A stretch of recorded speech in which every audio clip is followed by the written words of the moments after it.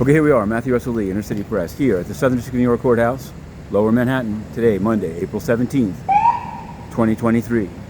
There, a jail bus behind me, as the hearings are taking place of the House Judiciary Committee here in New York City at 26 Federal Plaza. Just now, Jim Jordan spoke, saying his opening statement, then Gerald Nadler, then a man who was charged with murder for defending himself in a bodega. He spoke through counsel. I don't know if he's suing the city or not. There's a lot to be said about this. There's going to be, in the courthouse behind me, the Southern District, on Wednesday, there's going to be a hearing in Bragg versus Jim Jordan about the subpoena. But although I have a lot to say about it, here's the thing I most want to say. For all the talk of, and Nadler was like, we're very tough on crime, the Republicans are not supporting us, and of course the other side was saying the other thing. Sam Bankman-Fried, $34 billion are missing, and the man is out on bond, and in fact, out on bond making a mockery of his conditions of release. So what's happening with that?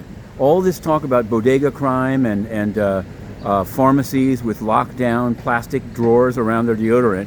What about on Friday, we covered the sentencing of Jimmy Zhong for stealing $3.3 billion in Bitcoin from Silk Road.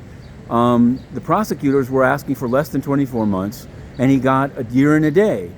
Again, it's not even the judge's fault. The judge goes based on what probation said. How are the guidelines 27 to 33 months for stealing $3 billion when I've seen people given 152 months for nonviolent drug crimes? Well, that's on crime. We're also covering the still pending bail application by Mr. Miles Guo Wangui and his associate, Yvette Wang, chief of staff.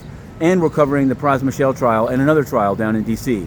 But we have to talk about Sudan because more than 100 civilians have been killed over the weekend. And the UN, which has spent more than $1 billion, let's talk about crime, and taxpayer money there, has done nothing, can do nothing. Antonio Guterres desperately trying to show that he's on the phone when he's just as in Cameroon, as in Yemen, as in everywhere else. This man is a failure, interested only in himself and in censoring the press that asks the questions. But we will keep asking the questions. InnerCityPress.com.